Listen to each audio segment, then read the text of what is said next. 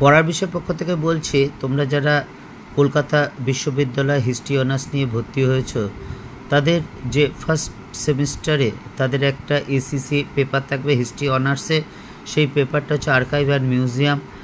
এই পেপারটা 50 নম্বরে পরীক্ষা হবে। তোমরা দেখতেই পাচ্ছ মার্কস ডিভিশন 30 নম্বরে একটা কোশ্চেন থাকবে, আর 10 নম্বরে 4টে কোশ্চেন থাকবে, তোমাকে 2টো কোশ্চেন লিখতে হবে। এই হচ্ছে 50 নম্বর। তোমরা দেখতেই পাচ্ছ 30 নম্বর কোশ্চেনটা এই কোশ্চেনটাই পড়বে, এটাই আসবে 100%। এর নচ্চর হবে না। এবং কোন দুটো হবে সেটাও বলে দিচ্ছি। তার আগে যেহেতু তোমরা নতুন, একটু কথা বলছি, একটু ভালো করে শোনো, একটু সময় হলেও শোনো। কারণ আমরা পড়ার বিষয়ের পক্ষ থেকে তোমাদের জন্য হিস্ট্রি এবং এডুকেশন অনার্সের নোট বা সাজেশান এবং history pol science philosophy education major মাইনরের আমরা নোট বা সাজেশান দিয়ে থাকি। এছাড়া এই 4টে পেপারে আইডিসি পেপারেও দিয়ে থাকি। এছাড়া ফার্স্ট এবং সেকেন্ড সেমিস্টারে ইএনভিএস এবং সিভ্যাকের নোট এবং সাজেশান দিয়ে থাকি। ইতিমধ্যে আমরা আইডিসি পেপারগুলো 4টে সাবজেক্টেরই বা সিভ্যাক এবং আইডিসির আমরা সাজেশান দিয়ে দিয়েছি। অবশ্যই তোমাদের কোনো যদি এর মধ্যে আইডিসি পেপার থাকে বা সিভ্যাক বা ইএনভিএস তো আছেই, অবশ্যই কিন্তু দেখো। যদিও কলেজ প্রশ্ন করুক না কেন, এইগুলো কিন্তু এর মধ্যে থেকে কিন্তু অবশ্যই আসবে।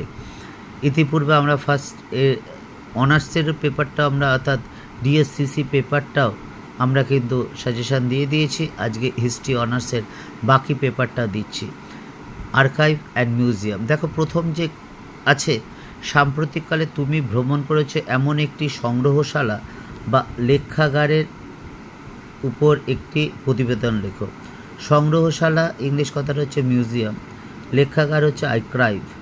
অর্থাৎ তুমি যদি অনেক সময় এটা বুঝতে অসুবিধা হয়, ইংলিশে যে কোশ্চেনটা থাকবে সেই কোশ্চেনটা দেখবে, তাহলে সংগ্রহশালা অনেকেরই সমস্যা হয়েছে, অভিজ্ঞতাও দেখেছি। কারণ মিউজিয়াম পড়েছে, এসেছে সংগ্রহশালা, কাজেই অনেক সময় বুঝতে পারিনি, খুবই সামান্য কয়েকজন। তবুও বলছি, দীর্ঘ 23-24 বছর ধরে দেখছি। অবশ্যই এই সিলেবাসটা কয়েক বছর ধরে হচ্ছে এরকমভাবে। তা এর মধ্যেও কিন্তু বেশ কিছু স্টুডেন্টকে দেখেছি যারা কিন্তু এই ভুলটা করেছে। তা যাই হোক, এই লেখাগারের উপরের মধ্যে কিন্তু অবশ্যই করবে। এবং সংগ্রহশালা বলতে তোমরা কলকাতা মিউজিয়াম করতে পারো, ভিক্টোরিয়াও করতে পারো।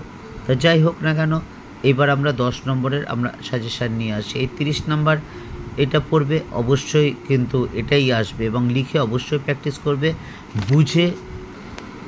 বুঝে পড়বে, তাহলে দেখবে, এবং লিখে প্র্যাকটিস করবে, তাহলে দেখবে কিন্তু এটা ভালো নাম্বারও ওঠে। এবং এই পেপারটা কিন্তু খুব ভালো নাম্বার ওঠে। এবং যেহেতু তোমাদের স্কোরের ব্যাপার আছে, কাজে দিকগুলো স্কোর বা নাম্বার তুলে রাখতে পারো, তাহলে গড়ে কিন্তু ভালো হবে। দেখো, প্রথম প্রশ্নটা, লেখাগার বলতে কী বোঝো? উচ্চশিক্ষা সম্প্রসারণে লেখাগারের ভূমিকা আলোচনা করো। 2 নম্বর, সংগ্রহশালা প্রদর্শন নীতি আলোচনা করো। 3 নম্বর, 1784 সালে এশিয়াটিক সোসাইটি প্রতিষ্ঠার মধ্য দিয়ে ভারতের সংগ্রহশালা আন্দোলনের সূচনা বিব্রত করো। 4 নম্বর, 1946 থেকে 2007-এর মধ্যে আইকম সংগ্রহশালা সংজ্ঞা কী ধরনের পরিবর্তন করেছেন তা সংক্ষেপে আলোচনা করো। এই যে 4টে কোশ্চেন, এই 4টে কোশ্চেনের মধ্যে মিনিমাম তোমরা 3টে কোশ্চেন আশা করি পাবে।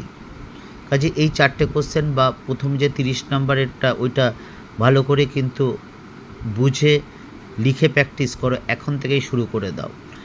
এই 50-এর মধ্যে কিন্তু 45-46ও পাওয়া যায়। তা যাই হোক, 5 নম্বরটা দেখো, সংগ্রহশালার সংগ্রহ নীতির উপর একটি প্রবন্ধ আলোচনা করো। এই ছিল 5টা কোশ্চেন, খুব বেশি কোশ্চেন না একদম। এবং আমরা যে কোশ্চেনগুলো দিয়েছি দেখে নিও, এবং আমরা যে সাজেশান করেছি কী পরিমাণ কমন এসেছে। যদি মনে হয় বিশ্বাসযোগ্য, তাহলে চ্যানেলটি অবশ্যই লাইক করে সাবস্ক্রাইব করে বেল আইকন টিপে রেখো। পড়ার বিষয়ের পক্ষ থেকে এতটুকুই, ভালো করে পড়াশোনা করো, অবশ্যই কিন্তু পরীক্ষায় ভালো রেজাল্ট হবে। বিল গেটসের কথাটা আবার বলে দিই, তিনি বলেছিলেন তিনি অনেক মেধাবীকে ব্যর্থ হতে দেখেছেন, কিন্তু কোনো পরিশ্রমীকে ব্যর্থ হতে দেখেননি। এই কথাটা আমার বলতে ভালো লাগে, শুনতেও ভালো লাগে, কারণ আমি এটার মাধ্যমে পাই যে চেষ্টা করলেই কিন্তু সব হয়, এবং সততার সাথে চেষ্টা করলেই সব সম্ভব।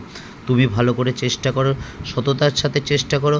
বিল গেটসের কথা মনে রেখো, অবশ্যই কিন্তু জীবনে সফলতা পাবে। আর যদি কোনো কিছু দরকার হয়, আমি যে সাবজেক্টটা বললাম অবশ্যই জানিও। আমি আমার সাধ্যমতো, বা আমি ছাড়া আরও 13 জন তোমরা জানো শ্রদ্ধেয় শিক্ষক শিক্ষিকা আছেন যারা বিভিন্ন স্কুল কলেজের সাথে যুক্ত, তাদের সমলের সমন্বয়ে কিন্তু আমরা পড়ার বিষয় চ্যানেলটি চালাই। যদি কোনো সমস্যা থাকে অবশ্যই আমাদের জানিও, আমরা সম্মিলিতভাবে যার পক্ষে যেটা সম্ভব সেই উত্তরের মাধ্যমে তোমাদের কিন্তু সমস্যার অবশ্যই সমাধানের চেষ্টা করব। পড়া বিষয়ের পক্ষ থেকে এতটুকুই, অগ্রিম শুভেচ্ছা রইল, ভালো পরীক্ষা দেবে।